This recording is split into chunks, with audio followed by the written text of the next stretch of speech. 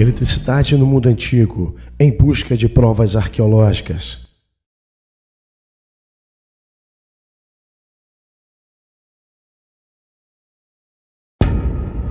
Na década de 30, o arqueólogo alemão Wilhelm König descobriu, em um vilarejo próximo a Bagdá, no Iraque, um misterioso vaso de argila de 13 centímetros de altura, contendo um cilindro de cobre que encerrava uma barra de ferro. O artefato mostrava sinais de corrosão e testes realizados na peça revelaram a presença de alguma substância ácida, possivelmente vinagre ou vinho. Em outras palavras, o arqueólogo havia encontrado uma antiga pilha. No entanto, o mais curioso é que o objeto foi datado em aproximadamente 200 anos antes de Cristo. Afinal, para que as pessoas de 2000 anos atrás precisariam de uma pilha? No total foram encontradas cerca de 12 baterias, e mesmo depois de tantas décadas desde o seu descobrimento, elas continuam intrigando os pesquisadores e gerando muitas discussões. Existem muitas controvérsias envolvendo as pilhas, começando pela própria descoberta dos artefatos. Há poucos registros sobre as escavações que foram pobremente documentadas pelo arqueólogo alemão. Portanto, até hoje, não existe um consenso se König coletou os objetos do tal sítio arqueológico ou se encontrou nos porões do Museu de Bagdá, depois de ter se tornado diretor da instituição. A idade das baterias também é discutida, já que o estilo dos vasos pertenceria a um período posterior, entre 225 a 640 d.C., tornando os objetos muito mais jovens do que apontado por König. No entanto, a maior discussão mesmo fica por conta da utilidade dos misteriosos objetos, pois simplesmente não existe qualquer registro histórico que se refira a eles. Teriam os persas antigos algum conhecimento sobre os princípios da eletricidade? Independente das discussões sobre onde foram encontradas e se os antigos tinham conhecimento suficiente para fabricá-las, o fato é que as baterias eram capazes de conduzir uma corrente elétrica, fato comprovado por diversas réplicas criadas por pesquisadores em todo o mundo. Embora ninguém saiba dizer para o que eram empregadas, as réplicas indicam que as baterias eram capazes de produzir voltagens entre 0,8 a quase 2 volts. E mais, se fossem conectadas, apesar de nunca terem sido descobertos fios condutores entre os artefatos, infelizmente, as baterias poderiam produzir voltagens bem mais altas. Há quem acredite que as baterias fossem utilizadas pelos antigos médicos persas para tratar a dor através de pequenos choques.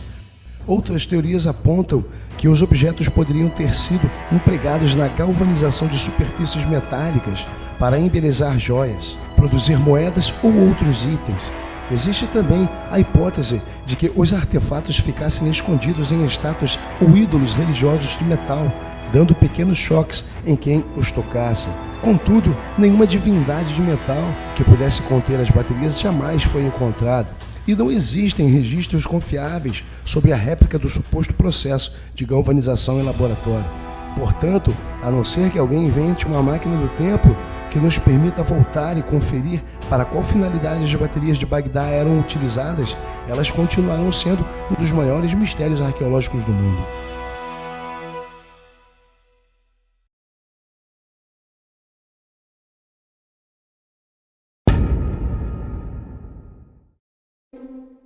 Estes baixos relevos estão em uma parede no complexo de Dendera, no Egito. Para alguns, os estranhos desenhos parecem chocantemente similares a objetos de uso muito comum hoje em dia. No Egito, há uma cripta subterrânea em Dendera, que sempre foi secreta, e somente os altos sacerdotes tinham acesso àquela cripta. É muito quente lá, muito apertado, o teto é baixo e sobre as paredes você tem estes baixos relevos mostrando o que parece como antigas lâmpadas elétricas. Porque nós temos que questionar uma coisa: como os antigos egípcios iluminavam o interior de suas tumbas? Esta é a teoria das lâmpadas elétricas egípcias. Vamos ver o que podemos deduzir sobre isto. Vamos começar ouvindo algumas das razões que levam os teoristas dos antigos astronautas a acreditar que ela é verdadeira. De acordo com a maioria dos arqueólogos da opinião dominante, foram usadas tochas pelos antigos egípcios para iluminar as câmaras escuras, como o breu das tumbas e templos, embora em nenhum lugar dos tetos haja mesmo a maior evidência de fuligem ou resíduo de fumaça. É difícil saber por que eles estão dizendo isto, porque existe fuligem negra em quase cada templo ou tumba egípcios. De fato, uma recente limpeza do teto conduzida no templo de Hathor, que é o mesmo templo onde está assim chamado o baixo relevo da lâmpada, pôs a descoberto uma antiga pintura do teto brilhante colorida que nunca havia sido percebida antes. O que estava encobrindo? Que o teto estava coberto com centenas de anos de fuligem negra. Esta fuligem não veio de outro lugar a não ser das tochas usadas nas tumbas. E também não há oxigênio suficiente dentro daquelas tumbas que possa sustentar ou alimentar a chama de uma tocha. Eu estive uma vez dentro de uma câmara do rei na pirâmide de Gizé e alguém apagou as luzes e imediatamente ficamos em uma escuridão de breu. E eu disse, sem problema, então tirei meu isqueiro da bolsa e tentei acendê-lo, mas ele não funcionou. Não sei sobre este isqueiro especificamente, mas há uma abundância de explorações documentadas das pirâmides e outras tumbas do século XX que usaram tochas para iluminação. O arqueólogo e especialista em pirâmides, John Homer, certa vez respondeu uma questão similar feita por alguém em um programa de televisão. Esta foi sua resposta. Quanto à fuligem, há fuligem na Grande Pirâmide proveniente dos visitantes do século XIX, mas a maior parte dela foi lavada. A maioria das pirâmides, é claro, foi construída a céu aberto, de modo que a iluminação do interior só teria sido um problema depois de colocado o teto. Eles poderiam ter usado lâmpadas a óleo, com sal no óleo, de modo que a chama queimasse muito pura. Homer não está apenas conjecturando sobre lâmpadas de óleo de oliva. Estas lâmpadas estão representadas em relevos egípcios e existem mesmo recibos para encomendas de seus pavios e outras evidências como essa. Outra coisa a considerar é que logo que a tumba estivesse em uso, não se esperava que fossem iluminadas. De fato, se tudo corresse bem, os ladrões não seriam capazes de encontrar um caminho para entrar e a tumba jamais veria a luz do dia novamente.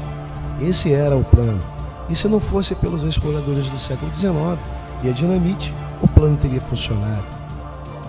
Mas quando estamos falando de templos como o de Dendera, o falso dilema do oxigênio insuficiente não funciona. Os templos são muito mais abertos, o oxigênio é abundante. Eles obviamente usavam fogo para iluminá-los. Senão, qual seria a explicação da evidência de centenas de anos de fuligem no teto?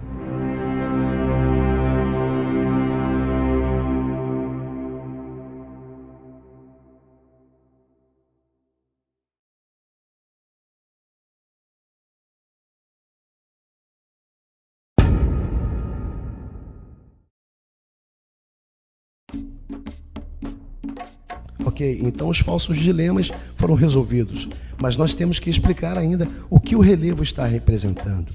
Vamos primeiro ouvir o que alienígenas do passado têm a dizer sobre as interpretações da opinião dominante acerca deste relevo. E leva a gente a pensar que há alguma conexão. A explicação disto pelos egiptólogos é muito insuficiente. Eles dizem que o desenho não pode ser um dispositivo elétrico e sim uma flor de lótus. E o que parece ser um bulbo de uma lâmpada, em volta dela, na verdade, seria o seu aroma. Mas para nós, isso é uma representação muito estranha de uma flor.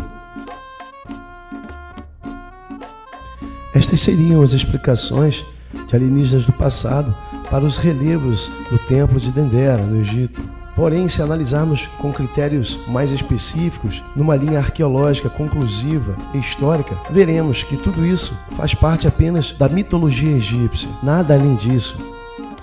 Os egípcios acreditavam que antes de alguma coisa ter jamais existido, havia um vasto mar primordial de não existência.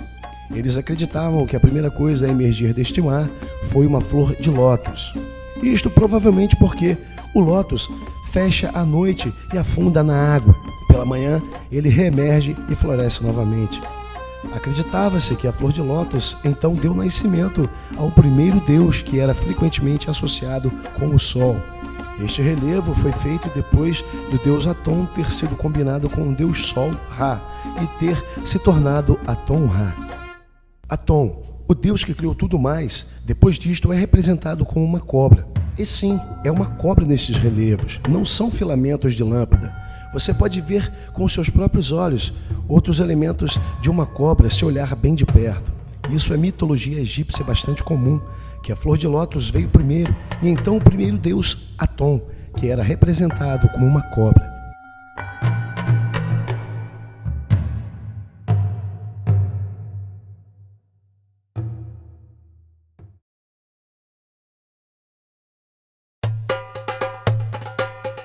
Apesar da variedade de divindades, os egípcios concebiam a origem do mundo como única. Somente um deus, Atom, foi responsável pelo surgimento do universo como uma bolha de ar no vasto, ilimitado e inerte oceano, e na perpétua escuridão das águas primordiais, indiferenciadas, que existiam antes da criação. Em outras palavras, o universo veio a seguir a partir do lótus, em uma bolha de ar. Há outros elementos nesta imagem que sustentam esta interpretação. A bolha do universo é aqui suportada ou elevada pela deusa Nun. Nun seria as águas primordiais e, tecnicamente, ela é que eleva o lótus, Atom e tudo mais. Essa postura de mãos estendidas é uma das representações mais comuns para Nun, e ela eleva e suporta o universo a partir da não existência. Em algumas versões desta história, o deus Sol representado nestas cenas é Khepri, que é representado como um escaravelho. A Atom e Khepri eram atribuídos aspectos de Ra na mitologia egípcia. Então, em essência, você tem Nun, as águas primordiais, erguendo a barca solar de Ra para sua primeira jornada através do céu. E isso explica por que posturas similares são vistas nos relatos da criação do Dendera. Elas também estão representando Nun, erguendo o universo de suas águas. A ideia de que os antigos egípcios usaram eletricidade é alguma coisa que não é mesmo insinuada em qualquer outro lugar dos registros egípcios. E se você acredita nos alienígenas do passado, eles não estavam apenas usando eletricidade, mas válvulas, o que requer grandes quantidades de eletricidade, assim como o uso de gases como o neon a baixas pressões. E se esse era o caso, nós deveríamos esperar encontrar alguma menção disto em algum lugar. Alienígenas do passado argumenta, mas se os antigos egípcios usaram algum tipo de luz elétrica para iluminar seus corredores, por que a evidência visual existe somente no antigo templo de Dendera? No Egito você tinha áreas diferentes de especialização, e Dendera foi o local onde o conhecimento da fonte luminosa foi guardado, e este conhecimento secreto foi guardado pelos altos sacerdotes. Eles foram os únicos informados deste tipo de conhecimento porque Dendera foi um lugar especial onde este conhecimento específico foi guardado e mantido. Certo? É claro que não há nada em qualquer texto ou em qualquer parede que possa apoiar qualquer coisa que ele disse. Ele criou mesmo essa frase, guardiões da fonte luminosa? Por outro lado, é interessante que o templo, onde o conhecimento desta luz era guardado, segundo enfatiza a teoria das lâmpadas elétricas, seja o mesmo com as centenas de anos de fuligem no teto. Talvez eles estivessem tentando economizar na conta de eletricidade. Não querendo ser sarcástico, falamos assim. Concluindo, todas as razões citadas por alienígenas do passado para a existência de lâmpadas elétricas no Antigo Egito, tais como a ausência de fuligem nas tumbas ou insuficiência de oxigênio, são facilmente rejeitadas como falsos dilemas. E assim, chamadas imagens de lâmpadas elétricas são facilmente explicadas como o uso de simbolismo egípcio comum.